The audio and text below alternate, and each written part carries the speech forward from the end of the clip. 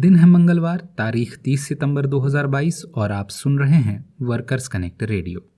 आइए सुर्खियों से करें शुरुआत। यूरेनियम कॉरपोरेशन ऑफ इंडिया में बोनस को लेकर बढ़ा विवाद, 5000 से अधिक मजदूर हड़ताल पर। गुजरात में सरकारी कर्मचारियों का ऐलान, जब तक पुरानी पेंशन योजना नहीं होगी लागू, प्रदर्शन रहेगा जारी।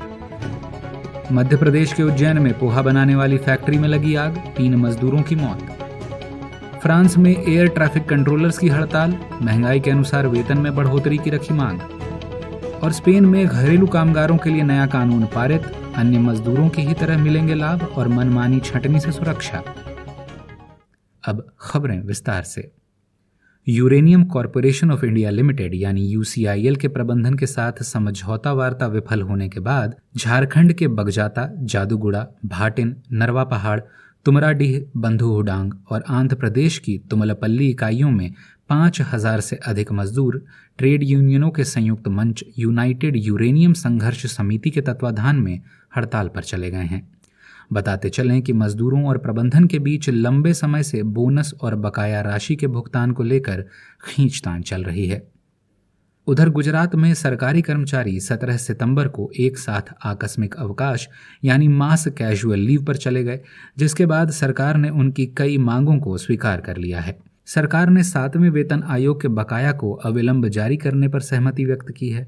चिकित्सा भत्ता 300 रुपये से बढ़ाकर 1000 रुपये कर दिया है और सेवा के दौरान मृत्यु होने पर कर्मचारियों के परिजनों को प्रदान की जाने वाली अनुदान राशि को मौजूदा 8 लाख रुपये से बढ़ाकर 14 लाख रुपये कर दिया है।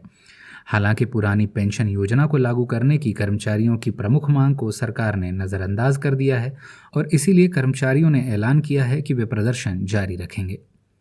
वहीं उज्जैन के नागझीरी औद्योगिक क्षेत्र उद्योग नगरी में पोहा बनाने वाली एक कंपनी बिंदल पोहा में शॉर्ट सर्किट से आग लग जाने के कारण 3 मजदूरों की मौत हो गई और कई अन्य गंभीर रूप से घायल हो गए। मृतकों की पहचान दुर्गा उम्र 45 वर्ष, ज्योतिबाई 25 वर्ष और क्षमा पालीवाल 45 वर्ष के रूप में हुई है, जबकि 25 वर्षीय सीमा की स्थिति अभी भी नाजुक बताई जा रही है और उनका इलाज स्थानीय अस्पताल में चल रहा है। करेंगे रुख अंतर्राष्ट्रीय खबरों का, लेकिन उससे पहले आपसे एक अनुरोध। वर्कर्स कनेक्ट रेडियो एक नई पहल है और श्रोताओं तक हमारी पहुंच सीमित है। नए श्रोताओं तक पहुंचने के लिए हम आप पर आश्रित हैं।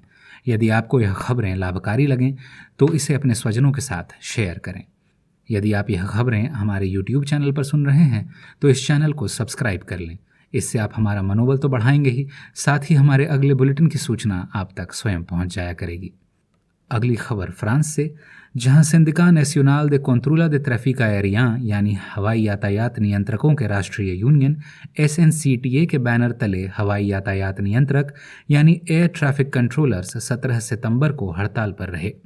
मजदूर मांग कर रहे हैं कि उनका वेतन बढ़ती महंगाई के अनुपात में बढ़ाया जाए और खाली पदों पर तत्काल भर्ती की जाए, क्योंकि 2029 तक बड़ी संख्या में मजदूर सेवानिवृत्त होने वाले हैं और फ्लाइट कंट्रोलर बनने के लिए कम से कम 5 साल की ट्रेनिंग की अनिवार्यता है।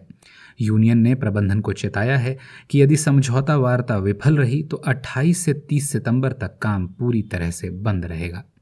उधर स्पेन में नया श्रम कानून पारित होने के कारण घरेलू कामगारों को 1 अक्टूबर से अन्य मजदूरों की ही तरह स्वास्थ्य बीमा, बेरोजगारी भत्ता, कौशल प्रशिक्षण और मनमाने तौर पर छंटनी के खिलाफ कानूनी सुरक्षा मिलने लगेगी।